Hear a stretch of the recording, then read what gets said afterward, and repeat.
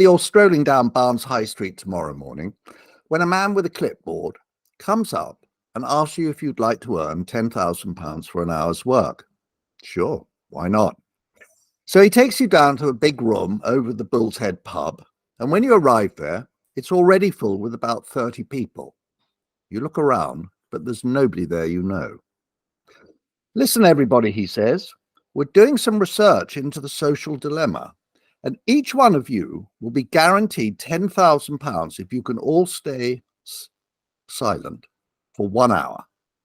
But, if somebody breaks the silence by shouting out, then that person will get £5,000 and everyone else will get nothing.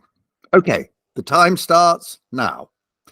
Of course, you and your new pals sit there smiling at each other. 10 grand, fantastic. But after a few minutes, you start to take a closer look at who the others are. Not so great. That woman seems weird. Why is she pulling those faces? And that fella holding his head. Maybe he's claustrophobic and will run out in a minute shrieking. Before long, people are starting to look at each other in a horribly tense way. They're all obviously thinking about what's going on. But you're thinking too. You know nothing about these characters. So who's to say what strange motivation some of them may have? And you know that there are some nut jobs that really just have to win in life. Nothing they'd like more than putting one over on the rest of us. Maybe that's why that man in the corner is smirking so much. You force yourself to think logically. Who's to say if everyone in the room can be trusted? You only have to be wrong in your judgment about one of them. And they'll all be just like you in knowing that a bird in the hand is worth two in the bush. The £5,000 is certain. The £10,000 is uncertain. And getting nothing would make this exercise a real waste of time. But the others might be just like you in working out that the risks of staying silent are actually fairly considerable, and that it might pay to shout out. In fact, one of them might start shouting out before too long. But you're quicker on the draw than the rest of them, aren't you? You shout out. Now, should you be disgusted with yourself for making this decision? Possibly. But what is more to the point is that you're recognizing the social dilemma that's at work here, seeing through to one of the big truths in life, that it's so often a tug of war between what's good for the group, the team, society as a whole, and what's good for the individual. That although winning can sometimes appear selfish, not losing is pretty important too. But here's the question. How would you have behaved if there were people in the room that you knew? Your reputation as a straight shooter would have mattered then, but this was a one-off game with people you didn't know. Weighing up the factors that lead people to make these kinds of decisions is what game theory is all about. The underlying idea is to see how the risk and reward of various situations can be measured, often mathematically, and to decide on the best outcome. It's an examination of the logic that's unconsciously running through our heads and how this results in our psychology. And whether you like it or not, it shows us how we're always trying to win. Is that right, though? Do we really have to win? Can't we just bumble along? Yes, up to a point. But the fact remains that each one of us is hardwired by our genes to survive and hopefully to reproduce. And since biologists reckon that 99.9% of all the species that have existed since life kicked off have eventually become extinct, we must have learned one or two things about how to stay alive, how to win. I know most of us are thinking, yuck, I'm not even competitive. But the key thing to recognize is that while the selfish gene may be focused on helping the vehicles it carry it around be successful, because that's how it keeps life going, there are two quite different ways of doing this. The first is what game theorists call zero sum, because one thing simply beats another. I win, you lose. But the problem with this is that nothing is ever added. Nothing's ever built. The other choice is called non-zero sum, and this is where things cooperate. They help each other to win, so that everything wins together. We humans instinctively think that cooperation means being moral, trusting and caring. But organisms don't have thoughts and feelings like us, and for them, zero-sum and non-zero choices, are just two strategies that they're being pursued at every second of every day. Sounds bizarre put like that, and yet is it any odder than knowing that however complex the digital age may be, everything that happens is, at base, only due to the binary choice of 1 or 0. And biologists tell us that non-zero cooperation has been behind every major transmission in the history of the world. Why is that? It's because everything is endlessly trying to resist entropy, the energy loss prescribed by the second law of thermodynamics. In a world where all interchanges are inefficient and all organic matter is destined to fall apart, every life form is constantly trying to make 1 + 1 = 3. We humans might make logical decisions to influence our evolution, but everything else came about because of the gene's trick of allowing mutations to crop up. This is why life might have started out as just one cell, but now we have parrots and wisteria and spaniels and E. coli and 8.7 million other species. So yes, living things may have ended up blindly deciding on what to be, single-celled or multi-celled, in a habitat of air or water and so on, but everything's also constantly interacting with each other, forming associations and symbioses and creating niches in which they can survive and hopefully be safe.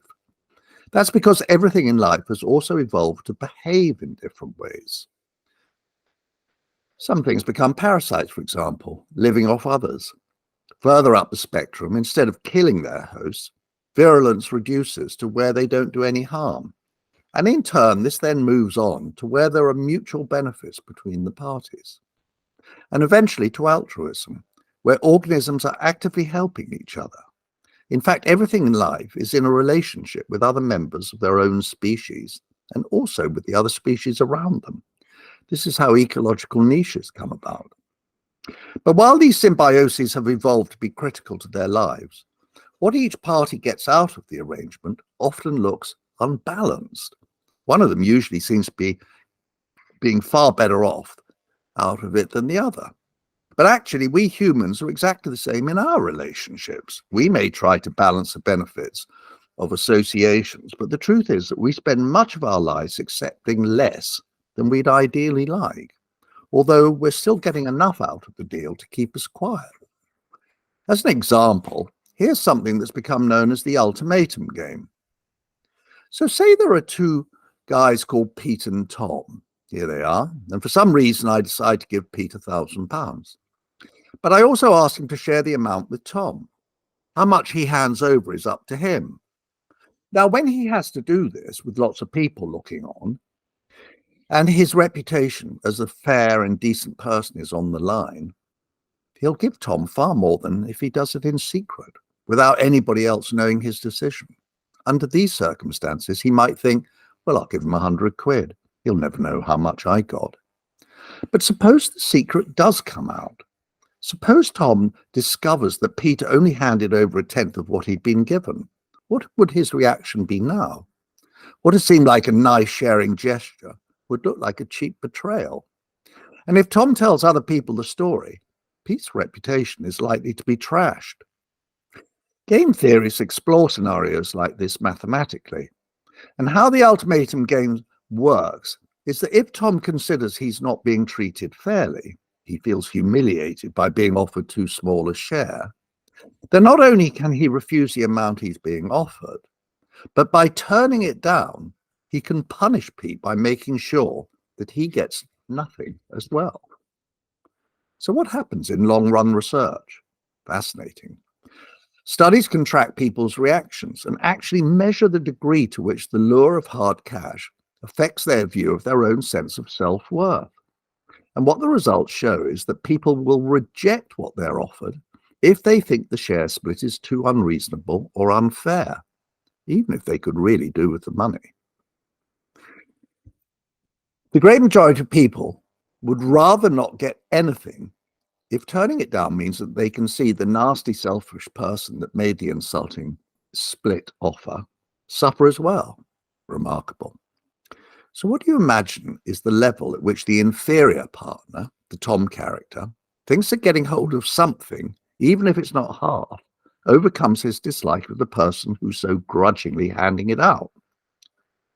All the research seems to arrive at the same general conclusion, that anything under about 35% of the pot is routinely rejected, and anything over it is a deal, and cooperation sets in, however grumpy it might leave one of them. No wonder symbiotic benefits look unbalanced to us. Yes, the arrangement might suit both of the parties, but they're rarely free of tensions. So what about our evolutionary story? We've always lived with social dilemmas in our communities, but why did we put up with so much unfairness?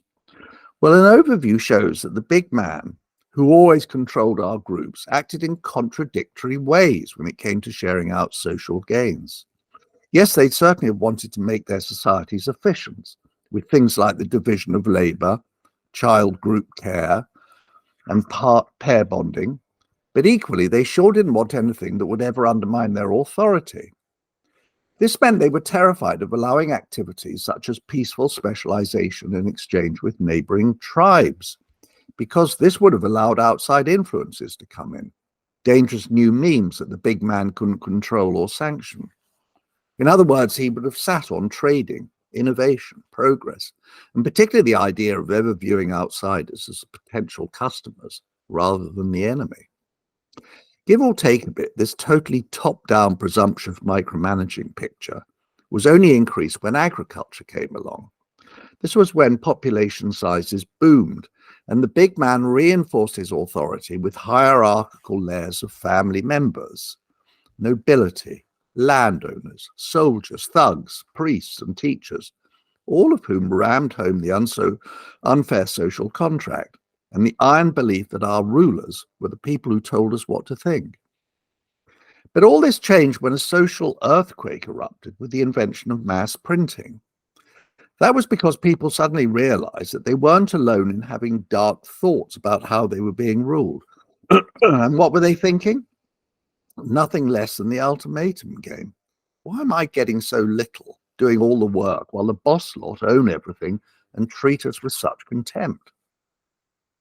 Well, we all know that this led to mass questioning, to anger, pressure, and the influence of the major social contract thinkers like Hobbes, Locke, and Rousseau. And from them to 300 years of ultimatum game standoffs, uprisings, revolutions, and things that reset the status quo. And roughly about the same time as Rousseau came that brilliant weirdo, Adam Smith. He went from mad professor to superstar when he had a massive hit in his mid-30s with a How to Be Happy book called The Theory of Moral Sentiments. Sounds more unpickupable than unputdownable, but its message about how to improve oneself by climbing into the skin of other people and then seeing yourself through their eyes had a huge impact. However, he was to then completely baffle his admirers with a rambling megatone called The Wealth of Nations, because it appeared to contradict what he'd said before. Instead of us having to think about ourselves and how we behaved, he was now saying that as long as we were protected by good laws and regulations, then morality would naturally arise as we traded with one another. This was because we'd act in our self-interest, and the invisible hand of the market would produce an acceptable division of responsibilities and benefits.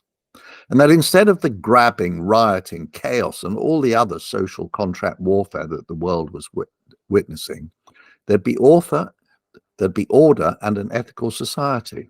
Whoa. All good stuff, but it didn't take long for people to notice that Smith had changed his mind. Should we be empathetic, as he told us in his first book, or should we be looking out for our own interests, which was what his second said? It was the social dilemma in a nutshell, and he was to spend decades as a philosophical football, being kicked around by political theorists, and particularly by the German Gloommeisters of the 19th century, who called it Das Adam Smith problem. And there wasn't really anything particularly new on the matter for another 150 years. But then came an astonishing polymath called John von Neumann, who was convinced that if one gave values to the choices in these dilemmas and set alternative outcomes as options, then it must be mathematically possible to see which decisions, which strategies, succeeded in life. He called his new science game theory, and the idea behind it was that if these life choices were subject to rules and players' moves, then we could analyze what it takes to win. Von Neumann was a fascinating bloke who'd been recruited to Princeton in the early 1930s. Yet even amongst Oppenheimer, Einstein, Dirac and Feynman, he was known as the cleverest man who ever lived. Eventually a joke took hold that he was actually an alien who'd come down to study the feeble earthling, but had liked it so much here that he decided to stay. As well as arriving at endless mathematical proofs, he could speak multiple languages, ancient and modern, and was a confidential advisor to US governments, a noted historian, and is recognized as the father of computing. Here he is in the late 1930s with one of his machines, and if you think it looks vaguely familiar, you might remember something similar in The Imitation Game, with Benedict Cumberbatch playing Alan Turing. In reality, Turing worked with von Neumann when he was doing his PhD at Princeton, and your own computer almost certainly runs on what's known as von Neumann architecture. Sadly, he was to die in his early 50s, and here's a late picture of him in a wheelchair with President Eisenhower and another of Dr. Strangelove, a character that was largely based on him. But there was one thing he could never master, and it drove him mad because it was his great passion. It was poker, and in particular a popular variant called Texas Hold'em, where there's a mix of face-up and face-down cards, something that von Neumann saw as a parallel with how we stumble along in life with imperfect information, bluffing as we go, trying to protect ourselves, and yet attempting to win without exposing ourselves to too much risk. And so he now turned whatever energies he could spare from developing the atom bomb to picking apart this wildly complicated picture of life. Were people really being sincere when they were choosing to be cooperative? Or perhaps they were simply biding their time until they could suddenly cheat when they'd lulled the other side into trusting them?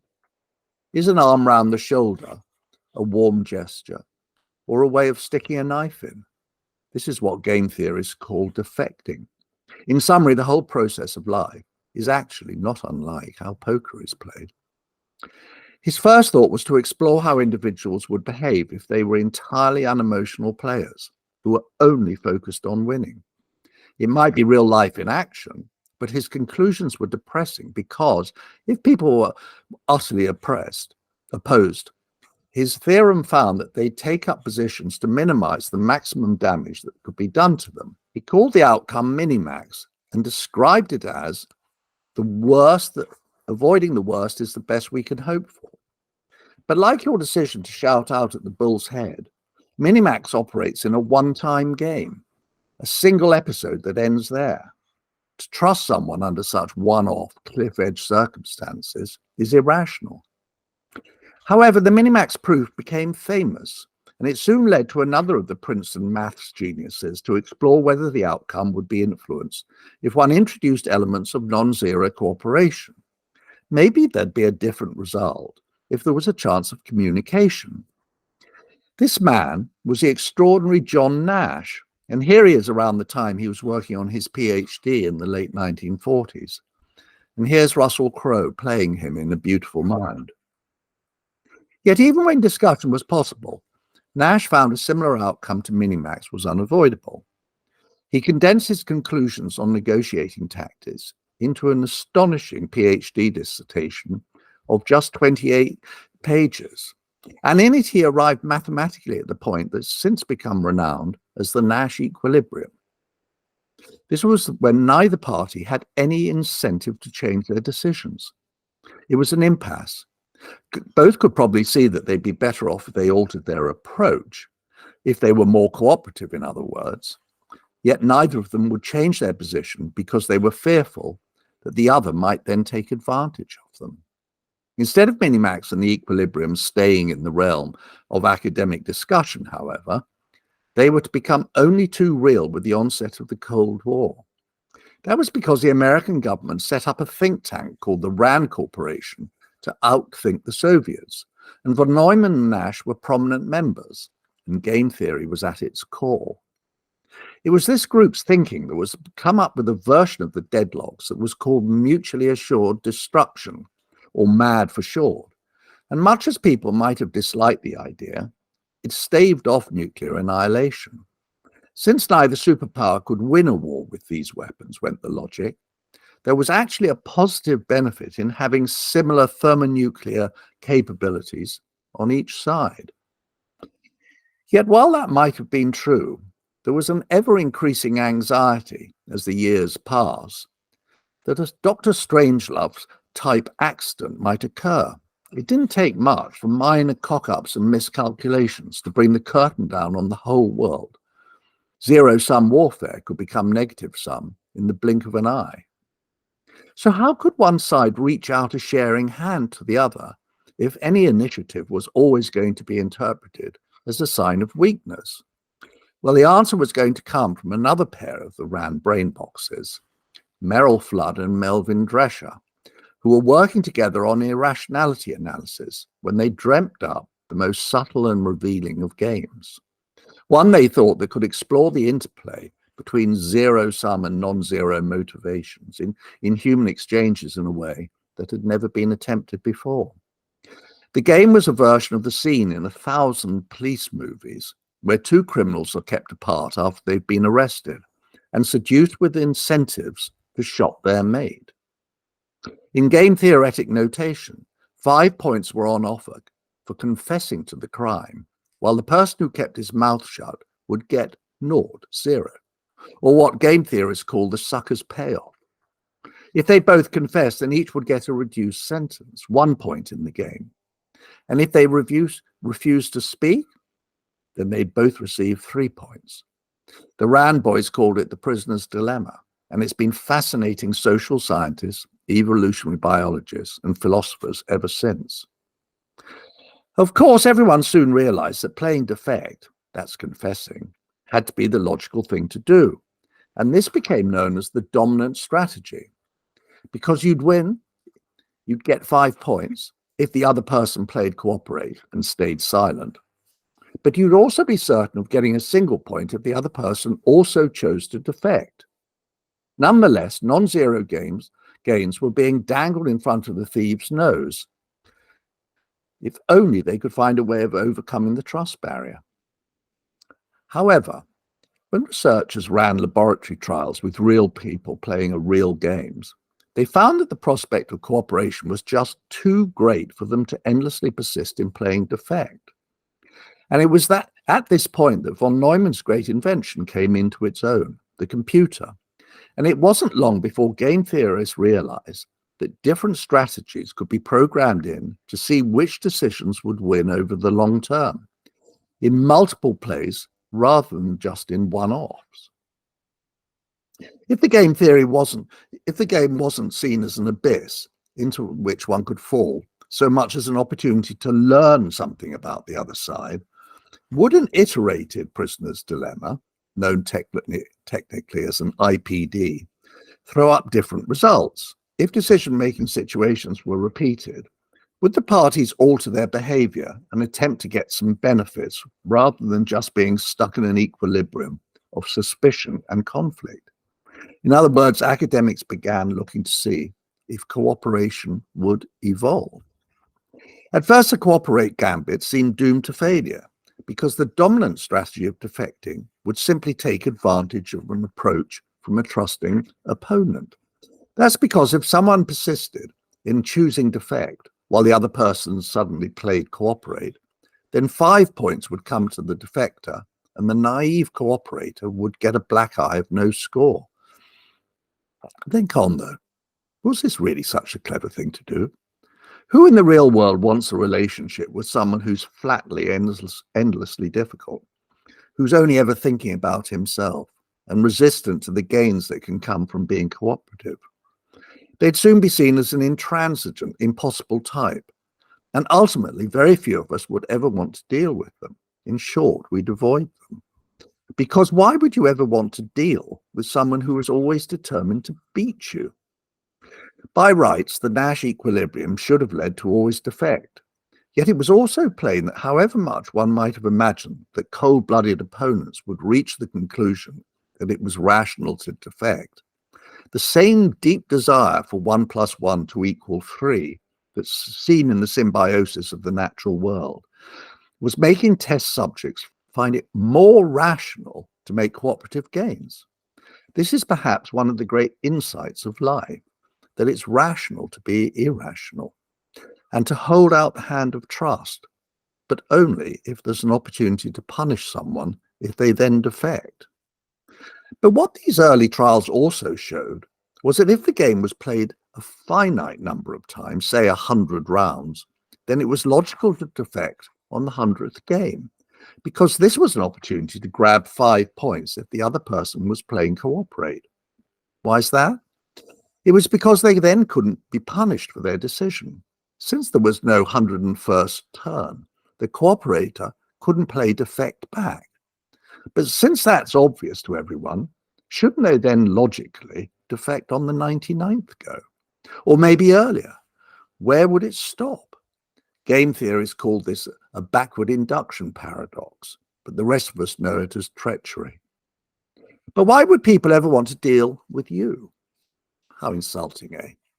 It's because you're trustworthy and you've built a reputation for being sincere. And this means you're the sort who deals with people who've also proved themselves to be trustworthy, a situation that game theorists were to turn always cooperate. What this means is that if the game's played repeatedly, it now becomes logical to cooperate. It was hardly surprising, therefore, that researchers are finding that when they switch their focus away from simultaneous choices towards sequential ones, the best results came when people were able to assess their opponents before they embarked on playing, even if it was just with a glance.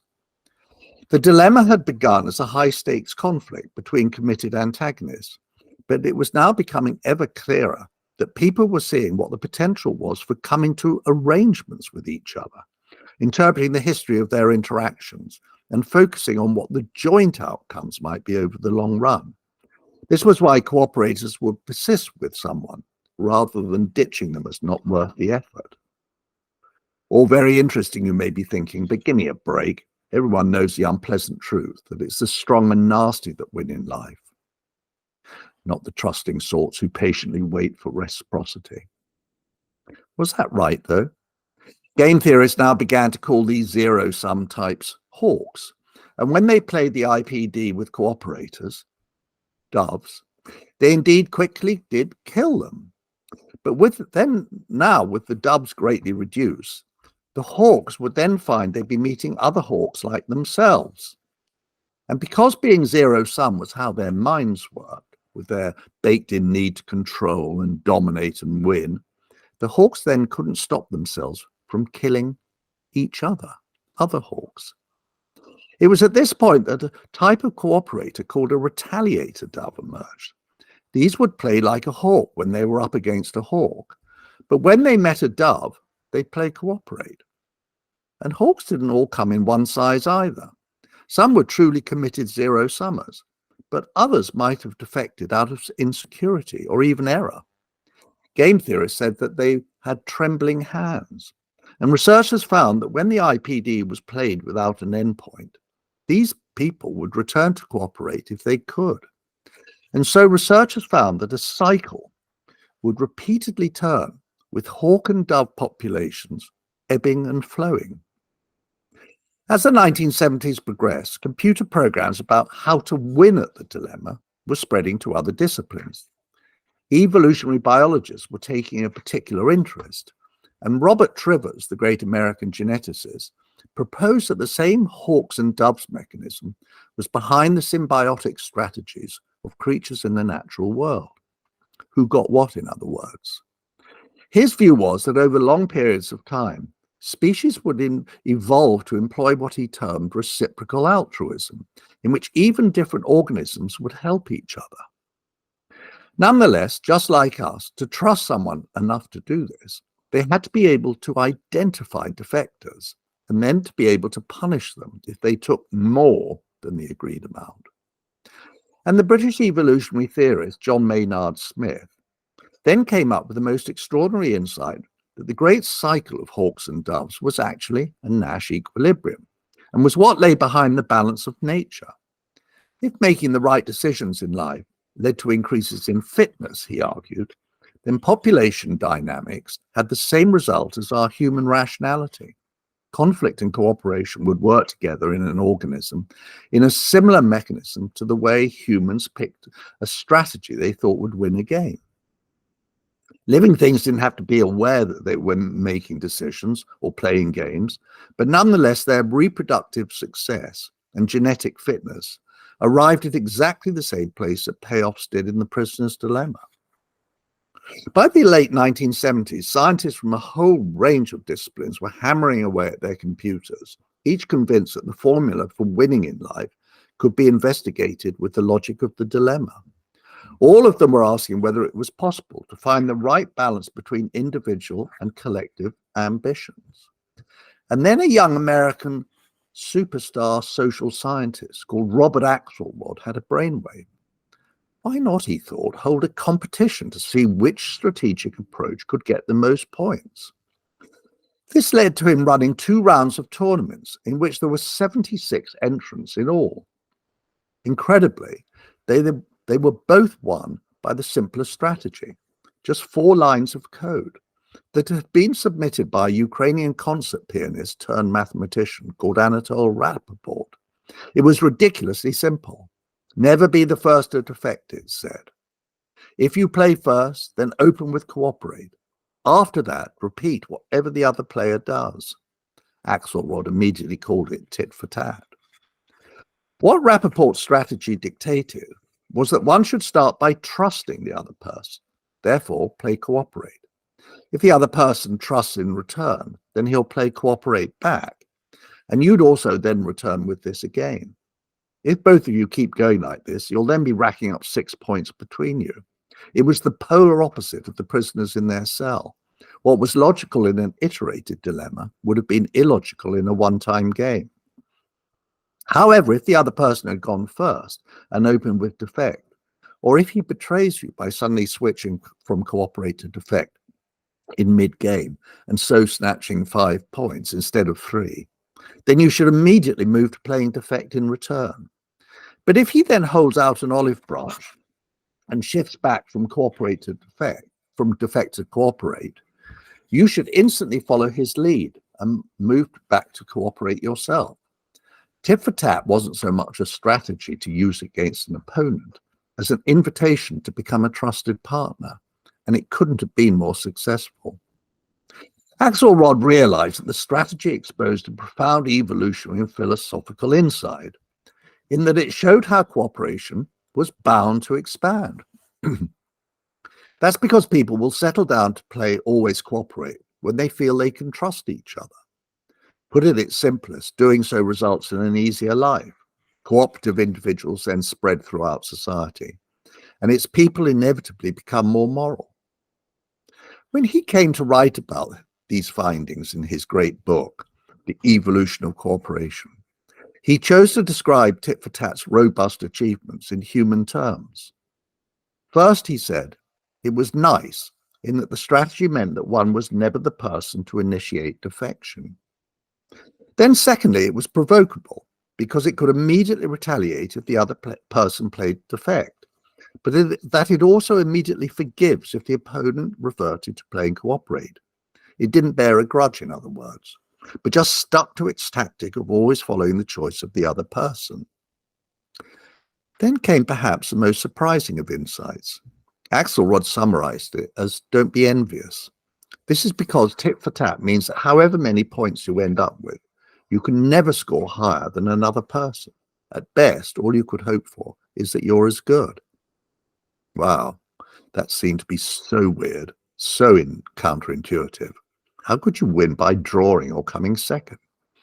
It was because tit for tat succeeds by consistently racking up big scores, by playing with a wide variety of partners. Don't worry about individual battles, Rapoport was saying, but instead take the long view and concentrate on finding a number of different cooperative players.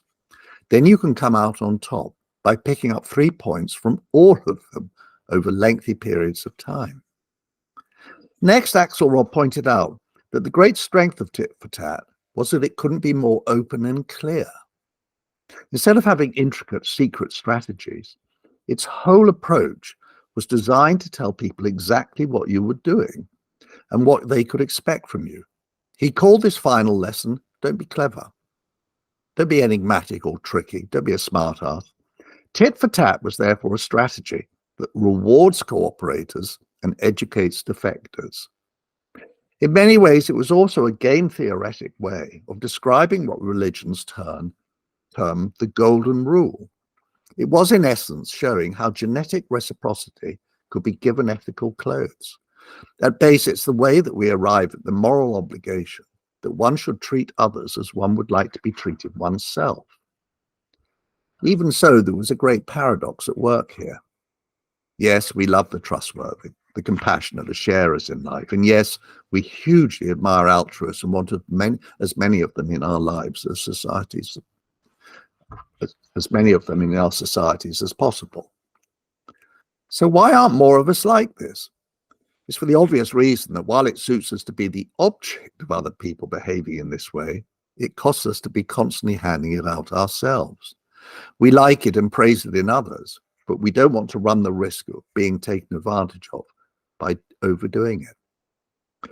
On the downside, however, game theorists were also seeing that while tit for tat might suggest how we should deal with each other, it also contained a problem that undermined its entire rationale. What if the exchanges got stuck in a state of mutual defection? When defect is met with defect in return, which is then met again with defect, and so on and on and on, we all know that this ends up in awful vendettas like angry intransigence, sulks, endless quarrels, feuds, and vendettas. Then a brilliant mathematician called Martin Noack found himself pondering, if random mutations could unblock evolutionary logjams, then perhaps random forgiveness could act in the same way to unblock tit for tat's big shortcoming. Was it possible, he wondered, that if one didn't always respond to defect with defect, but sometimes randomly forgave and played cooperate instead, then it would quickly become apparent if any of the other side wanted to come in from the dark?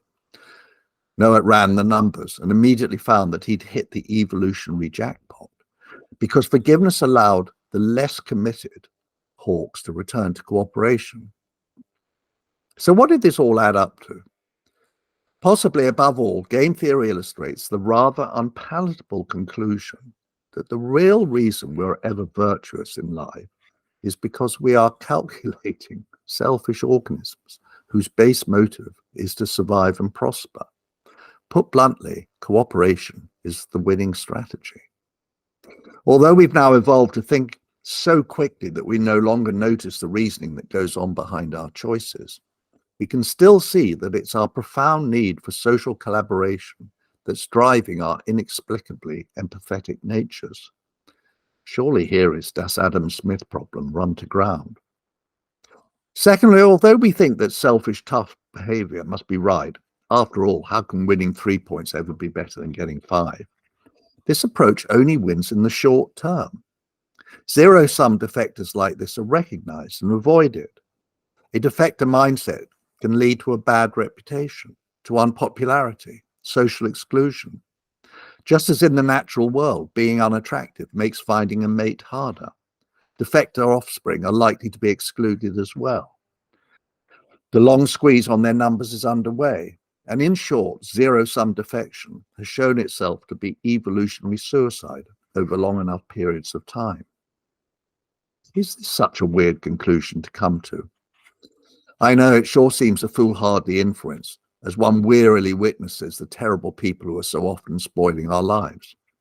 But the point is, not everyone is like them. We know what committed defectors look like. We've defected mechanisms for identifying them, ways of warning each other about the situations they thrive on, and judicial systems designed to punish them. We've written laws that protect the unwary. We pass on information about cheating behavior. We create regulatory systems, and we do the 1,000,001 other things that shape a world of cooperation and the punishment of abuse. We want to be altruistic, cooperative, and happy because people with this same outlook will then want to deal with us. It pays. Doing so makes us attractive. But we have to be genuine. Each one of us has the capacity for zero-sum or non-zero choices, yet we pretend that we don't. And being insincere can be as bad as being a defector. It can lead to us looking false and untrustworthy.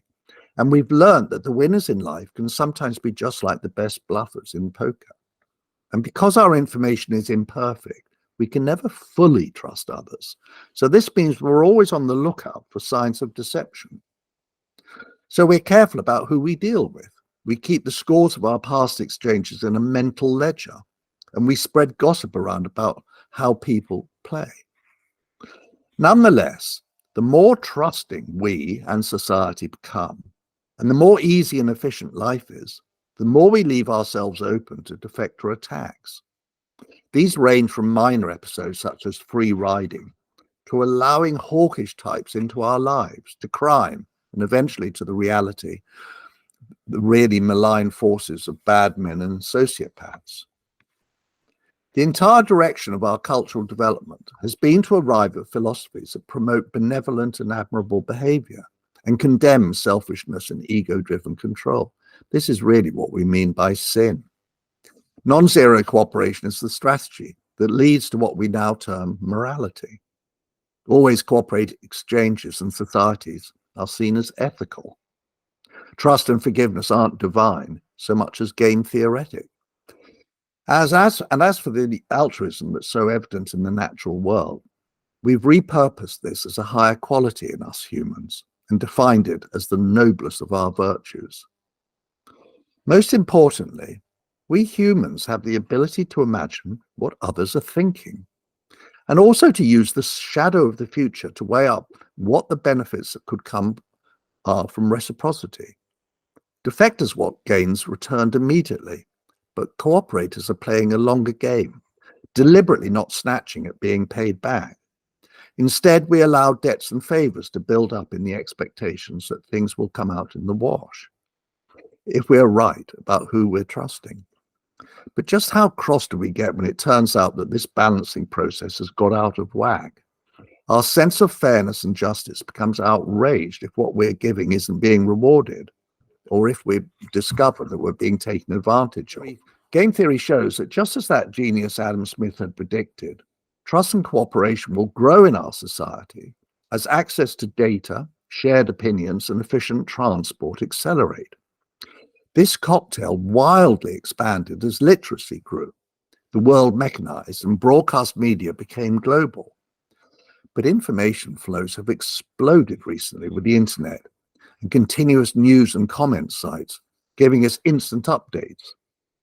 Citizens of the world are also communicating more than at any time in our history, as computer and smartphone use expands with common languages, free calls, social media, and translation services. The result? Just as Smith and the great game theorists predicted, the more that trustworthy information expands, the more connected we are, the more we'll cooperate, and the fairer the social contract will become. We may be hardwired for pessimism, but we're interconnected now as never before by superfast communication, by global travel, trade, immigration, internet services, cultural mixing, and an openness of debate. And with this collaborative momentum has come an increased acceptance of human rights, particularly amongst the young. Steep declines in racist, homophobic, religious, sexist, and hierarchical memes, along with the rejection of cultural contempt, of violence, knee-jerk bigotry, and the old instinctive distrust of strangers. At the same time, there have been all the game theoretic upsides that come from the exposure of social dilemmas and unfair division, an incredible surge in innovation, educational improvements, particularly of women, better healthcare, access to justice, individual freedoms, security, and the basic conviction that the world cannot be happy if so many of its people are not. I'm quite sure you're thinking, if only. But in many ways, the proof of these improvements is to be seen where progress is being held back. These are largely in countries which persist with top-down governance, strong man models, dictatorial arrogance, theocracies, historical grievances, baseless racial superiority, and a fear of outside contact. These are all classic defector characteristics. And yet these rulers all see themselves as what Adam Smith used to call men of systems, who think that they can rule by moving individuals and events around as if they were pieces on a chessboard, something that's never worked and is even less likely to do so in our ever more complex and collaborative world. In fact, many commentators are saying that as people are connected to one another electronically, we're increasingly behaving like a collective brain, a vast example of the wisdom of crowds, or of what biologists tell us are the results of quorum sensing molecules that lead single cells and simple organisms to act in their own interests and to behave as if they had a functioning intelligence. I can only imagine that much of what I've said is leading to a mass of whataboutery in your minds. So is there any real evidence of cooperation expanding and of it leading to human progress? If you're like me, you probably feel the opposite, and that watching the news or reading the newspaper these days is rather like being bludgeoned. Some people even talk of living in a time of darkness and chaotic instability. But should we be so absorbed in our current problems that we can't see the long-term trends?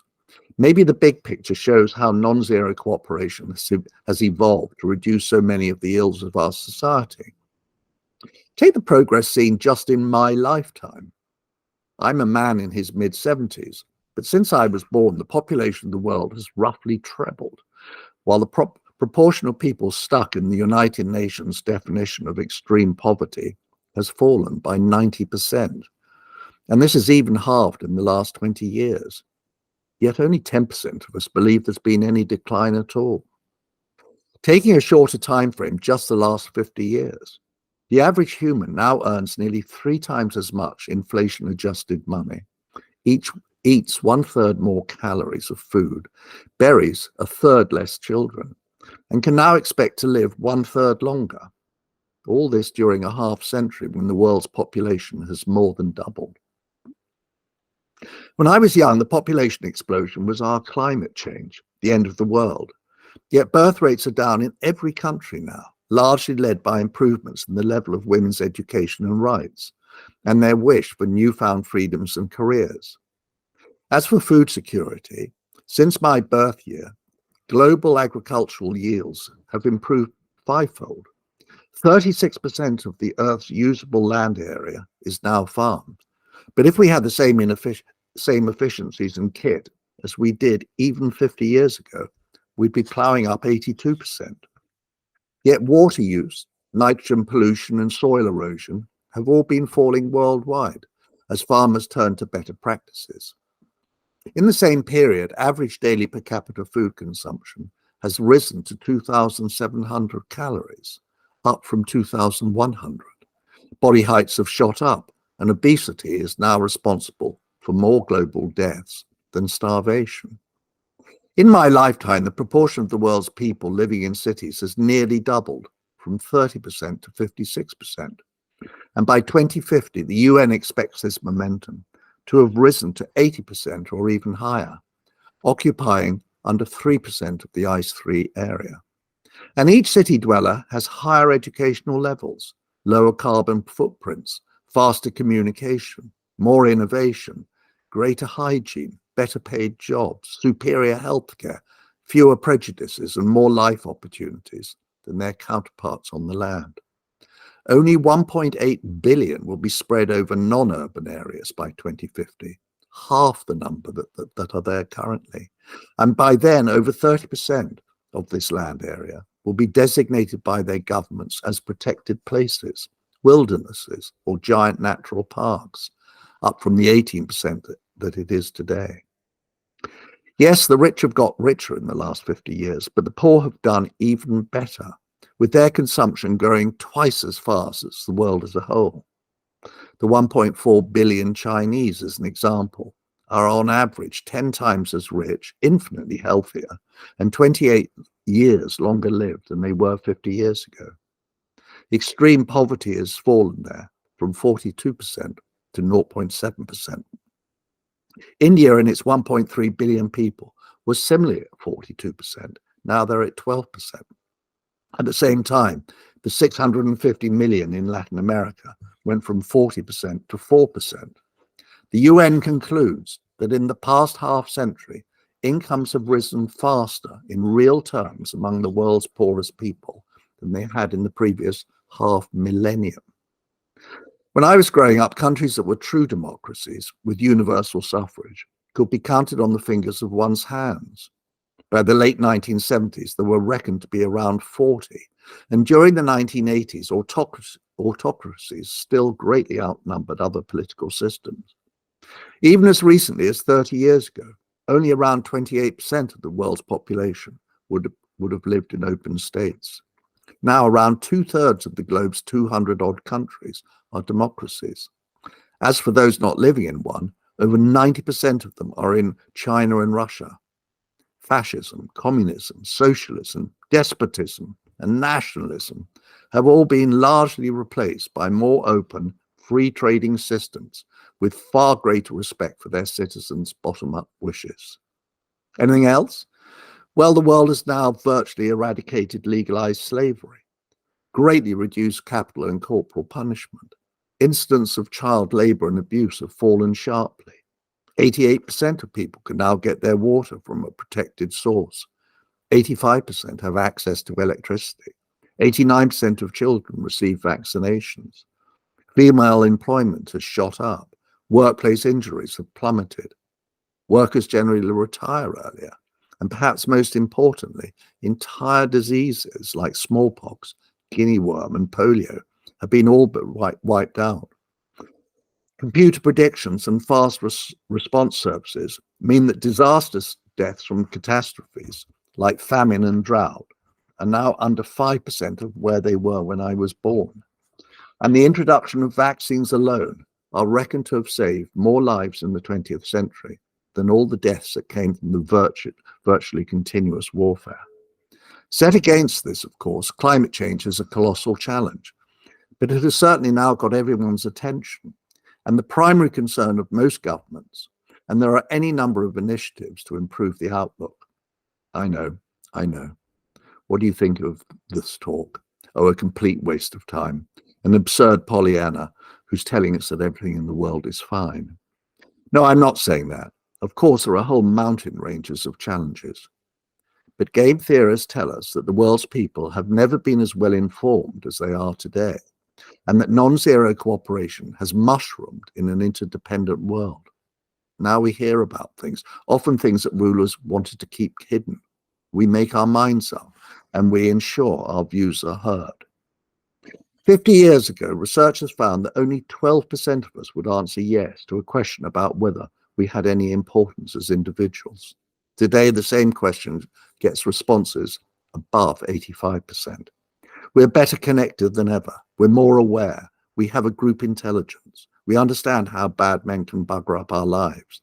And we know that if we collaborate, we can bring about solutions. Is everything okay? No, of course not. But the greatest single change in my lifetime has been our growing expectation of, no, demand for, change itself. Of course, hearing about progress makes most of us furious because it implies complacency, and this means there's less urgency than when there's still so much to be done. And forward steps don't satisfy us because they only seem to expose yet further injustices and inequalities. But the global knowledge that we're not in something like that room over the pub, a one-off game, it keeps spreading. The world's all in it together now. And while the colossal Pete Tom adjustments to the social contract that are behind so much of the turmoil we're witnessing will continue to scare us witless, behind all this, we can be sure that the game theorists are right and that cooperation will continue to expand. Why is that? Because now, as ever, it's always been the winning strategy.